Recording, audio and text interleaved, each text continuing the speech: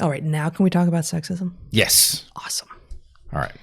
Okay, so I just ran across this remarkably sexist obituary of a female chemist. The right response is you. Okay, please, just don't. No, go ahead. I just don't want you giving something away here because of the way I'm not. I was introducing going to this. give you permission to talk about sexism. Oh, thank you, sir. Thank you. You're welcome. Wow. Okay, so this really sexist obituary of a female chemist came to my attention this week. And before I read just a bit of it to share just, how obnoxious it is, let me say a few things about what her contributions were, because they don't show up in this obit at all. She made contributions in electric arc lighting and sediment transport. She won the Royal Society's illustrious Hadley Medal, and she held 26 patents. So this is no slouch in science land. But this excerpt written by one Henry E. Armstrong includes, this obituary includes the following two paragraphs. Mrs. Ayrton was one of those who aspired to prove that woman can be as man as an original scientific inquirer. Did she succeed? If we are to frame a psychology of the scientific mind regarding this as a species apart, we must carefully note and analyze the doings of such as she. I have but small qualification for the office, yet as she was my colleague's wife, and we often met and were in fair sympathy, I was able to take notice of her idiosyncrasies and of the conditions under which she was placed. And another paragraph, a few paragraphs later, my God, speaking as this obituary writer does throughout the entire thing, really speaking of the husband, who was also a scientist, and she's just like the hanger-on, says, so this is the obituary writer, and the him here is the husband, not the person the obituary is about. I often told him that he and his wife were an ill-assorted couple. Being both enthusiastic and having cognate interests, they constantly worried each other about the work they were doing. He should have had a humdrum wife, an active, useful sort of person, such as Lady Catherine recommended Mr. Collins to marry, who would have put him into carpet slippers when he came home, fed him well, and led him not to worry either himself or other people, especially other people. Then he would have lived a longer and a happier life and done far more effective work, I believe. My God, right? Like just incredible, right? So wait, the problem is that because she was scientifically productive, she could not properly tend to him, which made him less productive? Yes, the obituary author believes that the man, who I don't even know if he's dead or not, would have been a even more impressive scientist if he had simply had a humdrum wife, an active, useful sort of person. Mm-hmm. Yes, so this in the obituary of the woman, right? Okay, so there's been a call to retract this sexist obituary, right? Here's an excerpt from the call to retract. And as I said, I didn't read the whole obituary, but it didn't include any of the, and that's just a few of her remarkable achievements. The call to retract includes, its brazen sexism serves only as a monument to how long and hard women have had to fight for an equal place at the scientific table. And it's anti-Semitic. This mean anti-eulogy is by someone who knew little of Ayrton or her work. The chemist Henry Armstrong airs doubts about whether women could be scientists and casts aspersions on Ayrton's originality and intelligence.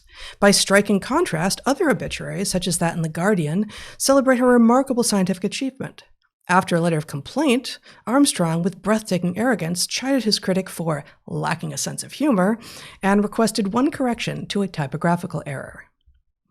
So, these are some good points, right? This is a really terrible obituary, and it's sexist, it's awful, it frames the scientist's career entirely in terms of what her husband was and how if she had been less interesting, her husband could have been more so maybe.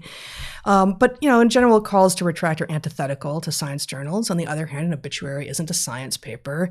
But there is one other salient point in this story that I think is worth pointing out, which is that the call to retraction was published last week in 2021, and the obituary was published in 1923, 98 years ago. So, truly stunning, really, that we have a call to retraction for a 98-year-old obituary, which, if it happened, it disappears history. It's actually important to know that accomplished scientists from 98 years ago were being written about in this way. We need to know these things.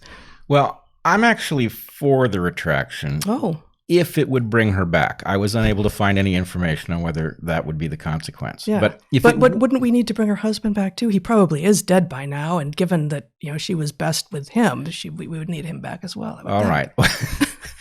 I hadn't thought about that dimension. I admit it's always it's a forgetting wrinkle. the husband. Yes, always forgetting the husband. Mm-hmm. But look, my sense, exactly as your sense, is that it is absolutely essential that we not retract this. Right. 100%. Right. Yes. I mean, precisely because it teaches exactly the right lesson. It's just so obvious. Well, right? Like it's adorable, right? Yes. Chemist Henry Armstrong proves how adorable he is. Right. But I mean, how provincial and absurd, and how different a world we live in. I mean, you remember the elders in the museum where we learned our craft, right? Yeah. Spoke of many things. One of them was a generation prior, the concern that women couldn't do field biology because where would they pee? Right? I don't actually remember. You don't remember this? No. Oh, that was a story that Dick liked to tell, right? And Dick Alexander. Dick Alexander, my PhD advisor, who mentored many, many women. He wasn't ever fooled by this kind of nonsense. Right. But the idea dude was not sexist in any way. Right. So in any case, how important is it for, modern women in science to be able to go back and say, oh, well, on the one hand, 1923 is a while ago. And on the other hand, it's not that long. Right. And look how far we've moved, right? That is significant. And so it just goes to the whole instinct to tear down the monuments, right, to some era, to pretend, right, that it didn't happen somehow. As if it's not going to make the problem worse. And like bring back sexism. And it actually is akin, this like ahistoricity, which also I think obscures a little bit of an innumeracy, in which that thing that happened in the past is now imagined to be what is happening right now. And the person who's advocating for the retraction doesn't pretend that this didn't happen 98 years ago, but she still says we should retract it. And in fact, I don't have the whole thing right here, but it reminded me a little bit of, again, to go full circle here, the claims when Evergreen was blowing up that what was happening on this college campus, the most progressive college campus in the US maybe, in which literally no founded claims of racism ever came to the fore. We were being compared to Alabama in the 1950s. Mm-hmm. Like literally that was the claim on stage by various people before the blow up and during the blow up. And this is insane. Yes, by staff at the college who were supposed to be bringing us together and creating an educational environment. And of course, he was doing exactly the opposite on both fronts. So,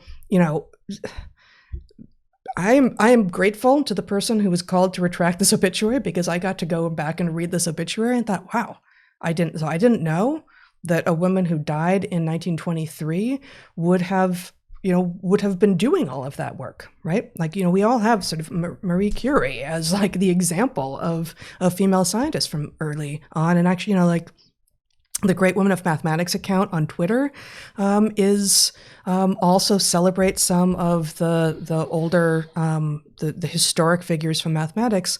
But to have had this person be so actually accomplished and then so denigrated in death is really useful to know. Like, I'm glad I know that, even though I find this modern letter to nature absurd and indicative of exactly the problem that we've been talking about. There's a kind of defect of thinking that I'm sure it isn't local to the left always, but I'm seeing it very in a very concentrated form on especially the extreme left, the woke left, which has to do with a sense of because we look back at history and we recognize certain things as clearly absurd and wrong, there is a desire, which I think is totally legitimate, to be on the right side of history. And I'm one of these people who disagrees. People are always complaining about those who say be on the right side of history, or this is the right side of history, or whatever the claim is. The problem is you never actually know for sure. Right.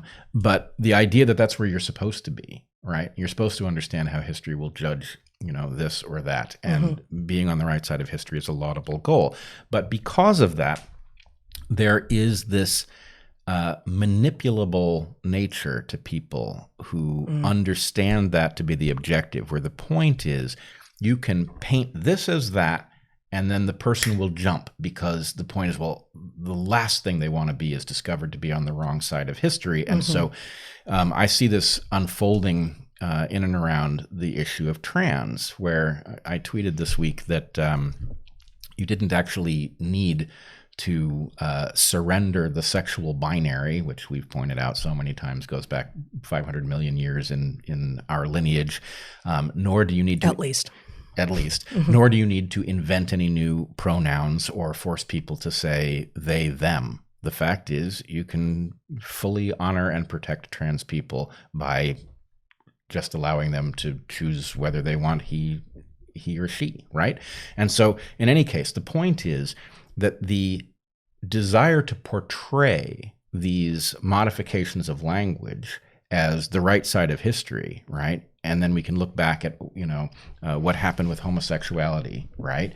And so people then immediately jump to, I'll do whatever it is so that I'm not the villain in this case, causes them to embrace things which actually don't naturally follow, right? And my point about the pronouns, for example, would be that, look, I'm perfectly persuaded that there are trans people and that the right thing to do is to honor whatever their choice of pronouns is among the two normal choices. It becomes, though, an exercise of power at the point that you say, you're going to call me Zer, right? No, it does. And sorry, go on. Well, anyway, my only point is that the ability of people to be manipulated on the basis of a strong desire not to be caught out by history is tied up in the same thing, where we're instead of leaving this absurd obituary as a monument, or leaving the statue of a great president who is compromised by his having held slaves, right? Leaving that to spark the proper curiosity of people in the future. How maybe they're teaching moments. Right. Like, remember how education was, and when I first heard this phrase, I thought, oh my goodness, that's ridiculous. But, you use the surprising, the offensive, the unusual as a teaching moment. Now let's figure out what it means. Let's go forward from here. Right. And the contradiction, right? Yeah. George Washington could have been king. Right. He refused it out of moral decency, and yet he held slaves. So the point is, all right, that sounds like a human story, and it sounds like one that one doesn't want to shortchange by turning it into a cartoon, and, by pretending, well, of course, he's so compromised by his flaws that we can no longer even pay attention to his accomplishments, or his decency, that, it builds a totally phony history.